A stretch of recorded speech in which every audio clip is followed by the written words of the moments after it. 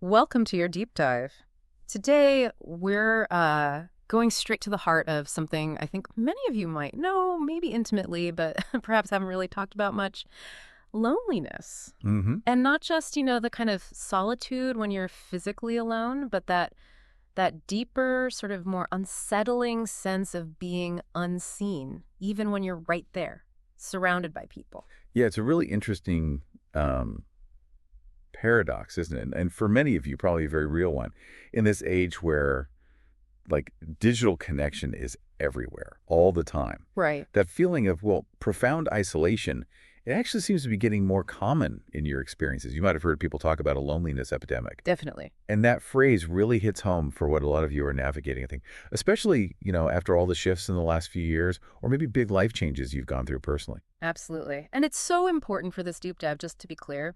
We're not just talking about like enjoying your own company. That's different. We're focusing on that gnawing feeling of disconnection, the absence of really deep, meaningful relationships where you feel genuinely understood, valued by the people around you. Yeah. So, in our time together today, we're going to try and explore the different layers of this as it might relate to your situation.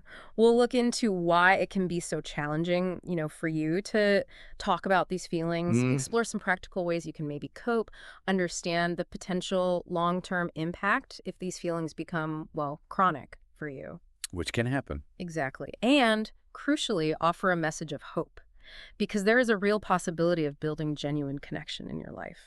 Okay, so let's maybe start by untangling something really crucial for you. Yeah, yeah. The difference between just physical isolation Yeah, and, simply being alone and that emotional loneliness. good distinction. Because you might find yourself surrounded by people all day long, maybe at work Yeah. or social events, even living with others, Hmm. and still experience a really deep sense of emotional loneliness. That's such a key point as we kind of dive into this together. Exactly. Think about those moments, maybe you felt this, of being in a packed room but feeling like there's an invisible wall separating you from everyone else. Yeah. Or perhaps you felt this inside a relationship where it just seems like your inner world isn't really being seen or acknowledged by the other person. Mhm. That feeling, that gap between your inner experience and your outer connections, that's really, really at the core of what we're exploring with you. And I mean, at its heart, emotional loneliness for you Yeah. often does stem from a gap, just like we said.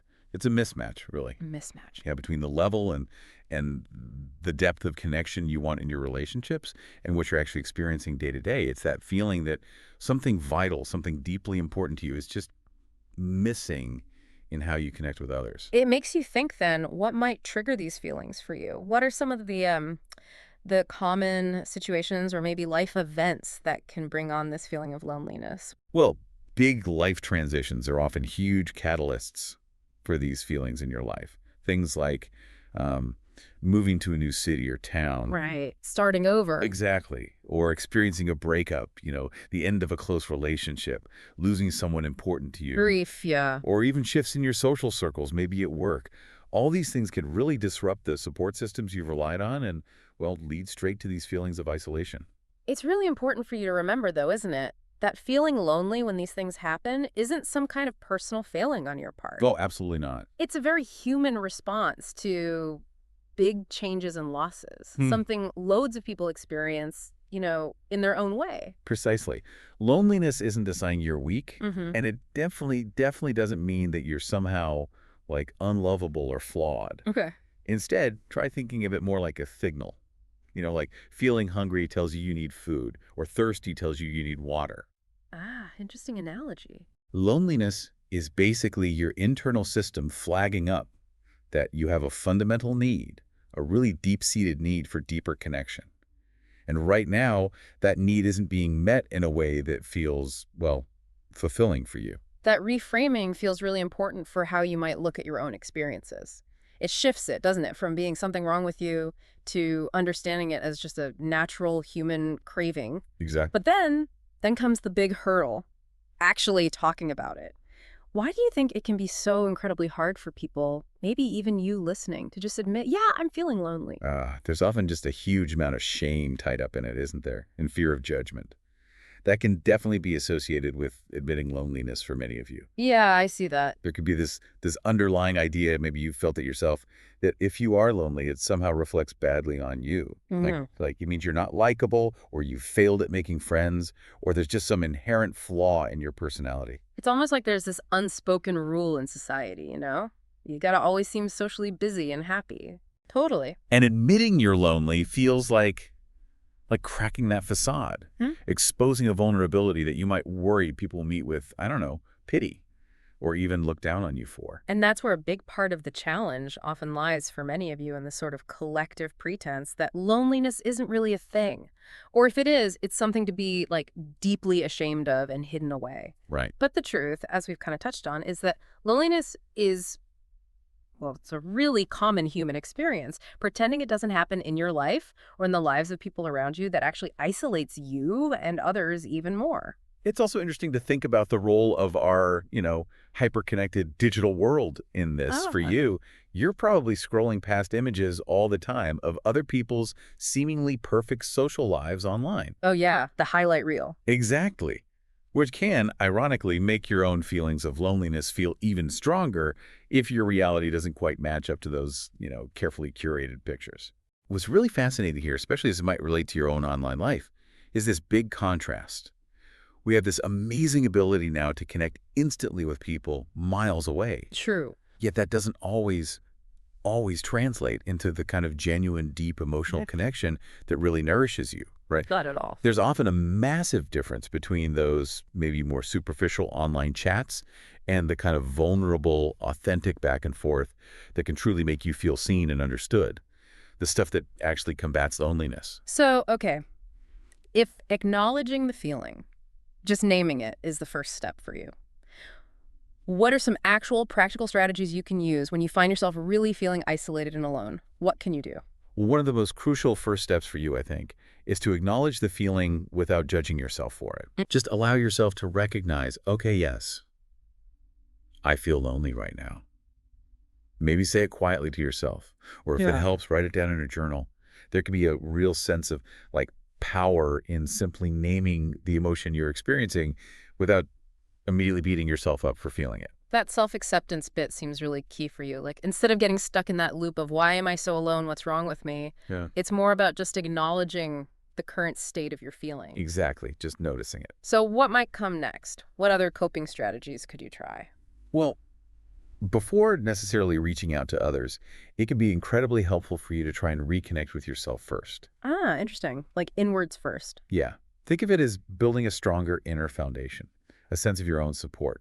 This means figuring out your own needs, identifying what actually brings you comfort and peace, Mm. and maybe creating small, consistent rituals in your day that just nurture your own well-being. Mm. This could be anything, really. Taking a regular walk outside, listening to music that really hits you, practicing a bit of mindfulness or just quiet meditation, maybe diving into a creative hobby you enjoy. So it's almost like building a more solid and reliable relationship with yourself. So Yeah. you have that internal anchor of comfort, that support, kind of regardless of what's happening externally in your social world. Precisely. That makes total sense for keeping your inner balance. Okay. But of course, while nurturing that connection with yourself is vital, that basic human craving for external connection, it's still important for you. Right. It doesn't just disappear. No. So the next step, and this can often feel like the absolute hardest part when you're feeling really lonely, is to try and reach out, even in really small ways. Okay. Small steps. Tiny steps. Yeah. Even seemingly minor things can make a difference in how you feel. Maybe consider just sending a simple text to someone you trust, or perhaps an old friend or acquaintance you haven't chatted with in ages. Or maybe explore some online communities or forums that are about interests you have or shared experiences you've gone through. It's that initial push, isn't it? That first move towards reaching out that often feels like climbing a mountain, It really does. especially when loneliness itself creates that strong pull to just withdraw and isolate even more.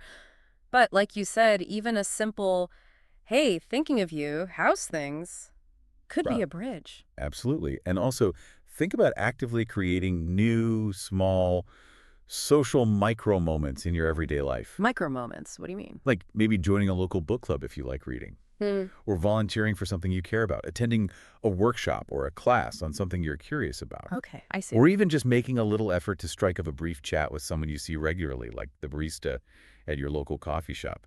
That sense of belonging can often start with these tiny, seemingly insignificant shared experiences, those unspoken connections. That really highlights the idea of like proactively seeding opportunities for connection in your daily routine, even in Right. places you might not normally think of. Exactly. Now, you mentioned earlier that feelings of loneliness can sometimes be really closely tied to grief for many people. Could you maybe unpack that a bit more? How might those two be linked for you or for others feeling lonely? Yeah, definitely. Sometimes the loneliness you might be feeling isn't just about a lack of current connections. It can be deeply tangled up with underlying feelings of grief. Okay. This could be grief over losing a loved one, obviously, but also maybe the end of a really significant relationship that meant a lot to you, Right. or the loss of a certain identity, maybe a role you used to have in life, or even a kind of grief for a past version of yourself, or a past sense of connection you once felt but don't anymore. That makes sense. Grieving a past self. It's so important to allow yourself to actually acknowledge and feel those losses fully, and to grieve them in a way that feels right for you, Yeah. you know, without trying to rush it or tell yourself it wasn't that important. Yeah, giving yourself permission. Exactly. Healing from loneliness, especially when it's got grief mixed in, often comes from really understanding and acknowledging those underlying feelings, Mhm. rather than trying to, like, deny them or push them That down. makes so much sense because unacknowledged grief could absolutely create a huge barrier to being open to new connections, couldn't it? And just Yeah. deepen that sense of isolation. Totally. Now, what happens when these feelings of loneliness don't just pass, when they stick around for a long time and become more of a chronic experience for you? What are the potential impacts of that kind of prolonged loneliness on your sort of overall well-being? Yeah. Prolonged loneliness can definitely have significant negative effects on both your mental and your physical health. It's not just in your head. Okay. How so? Well, over time, it can contribute to things like difficulty concentrating and focusing. People often call it brain fog. Heard that. Also, increased feelings of anxiety, a general loss of motivation or enthusiasm for things you used to enjoy. And it can even show up in physical symptoms, Mm. like persistent fatigue, just feeling drained, low energy levels. Wow.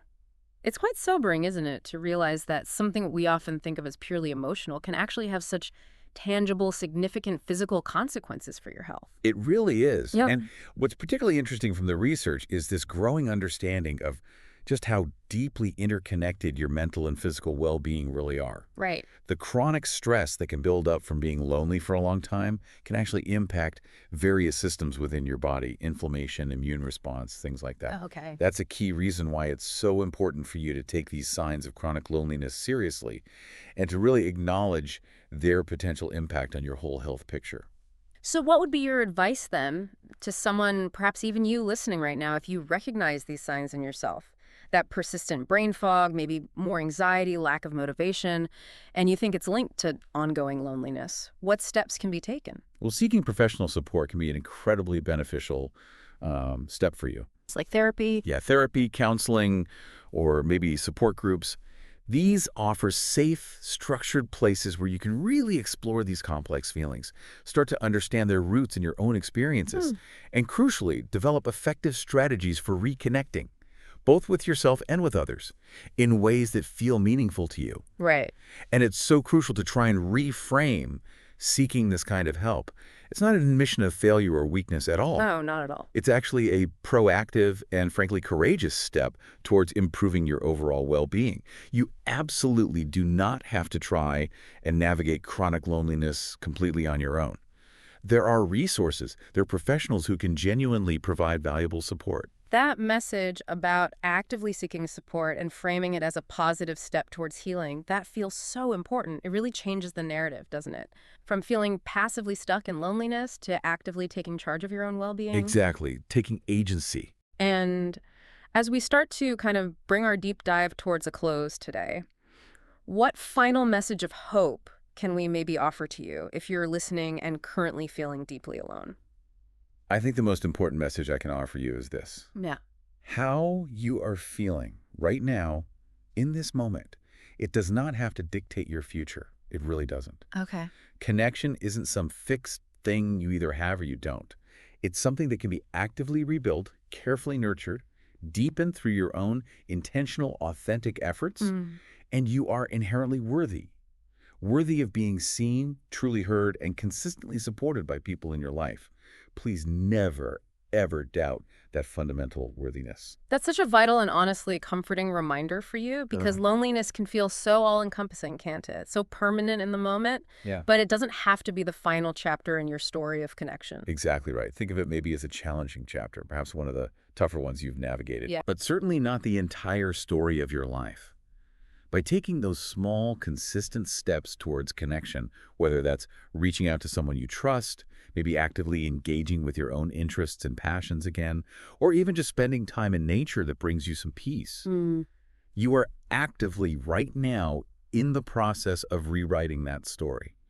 Just trust in your own capacity for connection and know that even the deepest feelings of loneliness can truly gradually shift and make way for more meaningful and fulfilling connections with others and importantly with yourself too. A really powerful and, yeah, hopeful note to end on. So if you've been resonating with this deep dive today, please, please know from both of us that you are not alone in feeling alone. Not at all. It's a deeply human experience that so many people navigate, and as we've explored together, there are definitely paths forward for you. And if you found this deep dive helpful, maybe insightful for your own understanding, perhaps consider sharing it, maybe with someone else you know who might also be navigating similar feelings. That's a lovely idea. Sometimes just knowing that other people get it, That they understand and acknowledge these experiences, that can be the very first step towards feeling just a little less isolated on your own journey. Honest conversations, they can be incredibly powerful ways to foster connection between all of us. so true. Until your next deep dive with us, please take extra good care of your own well-being, your mind, your heart, your precious energy. You matter. Yes. Deeply. Unequivocally.